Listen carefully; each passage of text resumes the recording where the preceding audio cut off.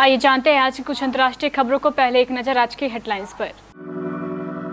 संसदीय समिति ने पूछा, क्या देश के कानून का पालन करते हैं? ट्विटर का जवाब, हम अपने नियम मानते हैं। चिराग पासवान की राजनीतिक हत्या रोके, पूर्व एमपी ने मोदी से लगाई दखल देने की गुहार। पीएम मोदी जून के आखिर में सर्वदलीय बैठक बुला सकते हैं। शाह ने डोभाल समेत रॉ और आईबी चीफ के साथ मीटिंग की। अदालत में नंदीग्राम का संग्राम। इजराइल की दरियादिली देखिए, बम हमलों के बाद भी फिलिस्तीनियों को दे रहा है corona vaccine. Kim Jong Un ने कहा, अमेरिका से बातचीत और टकराव दोनों के लिए तैयार। बड़ी गिरावट के साथ सोने की कीमतों में आया उछाल। नीना गुप्ता के खुलासे के बाद सतीश कौशिक बोले, सच्चा दोस्त होने के नाते मैं साथ खड़ा हुआ। फ्लाइंग सिख मिल्खा सिंह का 91 साल की उम्र में निधन। और सुनील गावस्कर ने कहा, टॉस से पहले टीम इंडिया प्लेइंग 11 में कर सकती है बदलाव।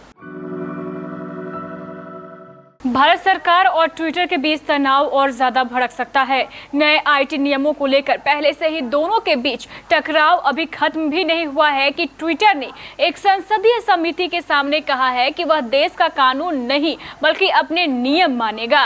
न्यूज एजेंसी ANI ने सूत्रों के हवाले से बताया है कि आईटी से जुड़ी संसद की अस्थायी समिति के सामने जब ट्विटर इंडिया से पूछा गया कि क्या वह देश के कानून का पालन करती है, तब उसके प्रतिनिधि ने कहा है कि हम अपने खुद की नीतियों का पालन करते हैं।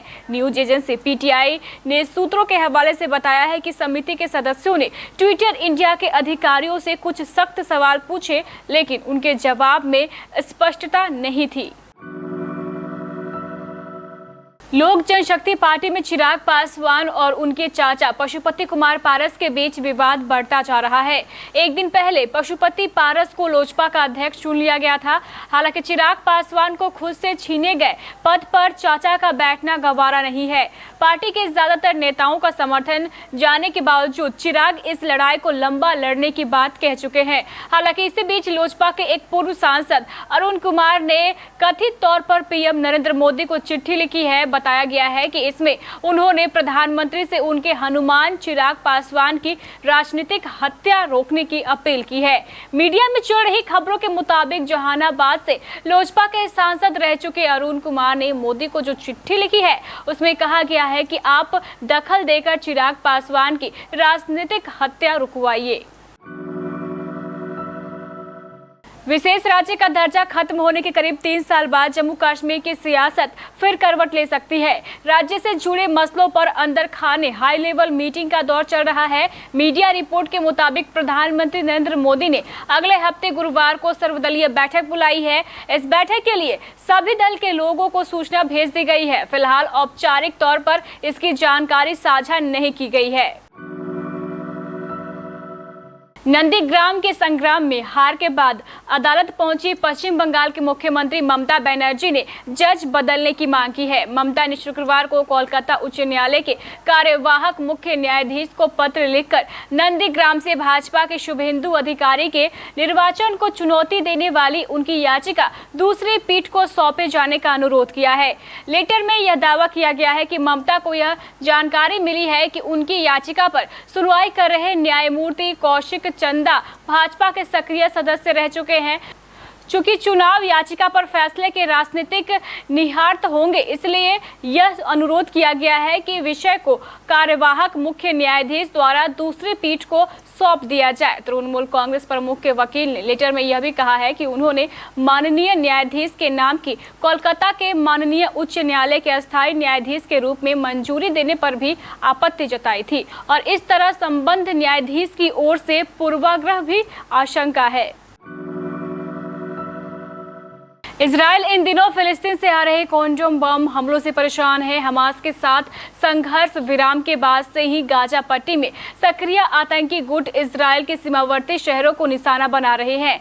इन सब के बावजूद इजराइल ने मानवता दिखाते हुए फिलिस्तीन को कोरोना वायरस की 10 लाख डोज सप्लाई करने का ऐलान किया है। ये वैक्सीन जल्द ही फिलिस्तीन प्राधिकरण के अधिकारियों को सौंपे जाएंगे। इजराइल ने बताया है कि संयुक्त राष्ट्र से जरूरतमंद देशों को वैक्सीन की आपूर्ति करने के कार्यक्रम के तहत टीकों की खुराक मिलती है, उसे फिलिस्तीन प्राधिकरण को सौंप दिया जाएगा।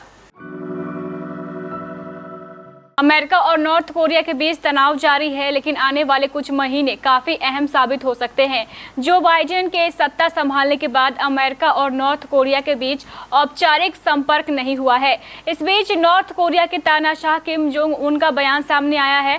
किम ने कहा है कि उनका देश अमेरिका से बातचीत के लिए भी तैयार है और टकराव के लिए भी। कुछ दिन पहले व्हाइट हाउस ने कहा था कि बाइडेन एडमिनिस्ट्रेशन नॉर्थ कोरिया को लेकर नई रणनीति पर फोकस कर रहे हैं। यह पॉलिसी ज्यादा प्रैक्टिकल होगी ताकि डिप्लोमेसी को पूरा मौका मिल सके। वैश्विक स्तर पर बहुमूल्य धातुओं की कीमतों में सुधार के बीच शुक्रवार को दिल्ली सराफा बाजार में सोना 188 रुपए की बढ़त के साथ 46,460 रुपए प्रति 10 ग्राम पर पहुंच गया। पिछले कारोबारी सत्र में सोना 46,272 रुपए प्रति 10 ग्राम पर बंद हुआ था। इसी तरह चांदी भी 173 रुपए चढ़कर 67,658 रुपए प्रति किलोग्राम पर पहुंच गई। पिछले कारोबारी सत्र में चांदी 67,485 रुपए प्रति किलोग्राम पर बंद हुई थी। बॉलीवुड एक्ट्रेस नीना गुप्ता इन दिनों सुर्खियों में बनी हुई हैं। सोशल मीडिया पर एक्टिव रहने वाली एक्ट्रेस नीना की हाल ही में ऑटोबायोग्राफी सच कहूँ तो लॉन्च हुई है, जिसमें ऐसे खुलासे हुए हैं जो अब लोगों को चकित कर रहे हैं। अपनी इस किताब में उन्होंने एक्टर और डायरेक्टर सतीश कौशिक द्वारा उन्हें दिए गए शादी के प्रस्ताव पर भी बात की है। ये बात उस समय की है जब वह मसावा की मां बनने वाली थी। इस मामले पर अब सतीश कौशिक ने चुप्पी तोड़ी है। उन्होंने कहा है कि उन्होंने ये सब एक सच्चा दोस्त होने के नाते किया था। सतीश कौशिक ने खुलासा किया है कि दोनों की दोस्ती काफी अच्छी है। साल 1975 से वह दोनों एक दूसरे को जानते हैं। एक इंटरव्यू के दौरान उन्होंने प्रेगनेंसी के दौरान दिए गए शादी के प्रस्ताव पर सफाई देते हुए कहा कि मैंने उस समय उन्हें एक सच्चा दोस्त होने के नाते शादी का प्रस्ताव दिया था, जो एक दोस्त के रूप में प्यार से आया। उन्होंने कहा है कि वह नहीं चाहते थे कि वह अकेला महसूस करे। इस बातचीत में उन्होंने आगे कहा है कि मैंने हमेशा इस बात को समर्थन किया है कि कैसे उस वक्त भी एक लड़की ने बिना शादी किए एक बच्ची को जन्म देने का फैसला किया था। भारत के महान धावक मिल्खा सिंह का कोरोना से 91 साल की उम्र में निधन हो गया है। प्रधानमंत्री नरेंद्र मोदी ने ट्वीट कर शोक जताया है। बता दें, बीते दिनों उनकी तबीयत काफी खराब हो गई थी। खबरों के मुताबिक उन्हें फिर बुखार आ गया था और उनका ऑक्सीजन लेवल भी काफी कम हो गया था। 91 साल के मिल्खा सिंह कोरोना संक्रमित होने के बाद अस्पताल में भर्ती किए गए थे, जिसके बाद अब उनका निधन हो गया है। देश के प्रधानमंत्री नरेंद्र मोदी ने मिल्खा सिंह के निधन पर शोक जताया है। आईसीसी वर्ल्ड टेस्ट चैंपियनशिप का फाइनल मैच साउथहैम्पटन में भारत और न्यूजीलैंड के बीच खेला जाना था, लेकिन बारिश की वजह से पहले दिन का खेल धुल गया। अंपायरों ने मैदान का इंप्रेशन करने के बाद ये फैसला लिया कि बारिश के चलते पहले दिन टॉस नहीं हो सकती है। इसी बीच भारत के पूर्व बल्लेबाज सुनील गावस्कर का मानना है कि भारत टॉस से पहले अपनी प्लेइंग 11 में बदलाव कर सकता है। 23 जून को इस मुकाबले के लिए रिजर्व डे के तौर पर रखा गया है। ऐसे में उम्मीद है कि पहले दिन की भरपाई हो जाएगी। तो ये थी हमारे कुछ अंतर्राष्ट्रीय खबरें। चलेंगे प्राइम स्टूडियो।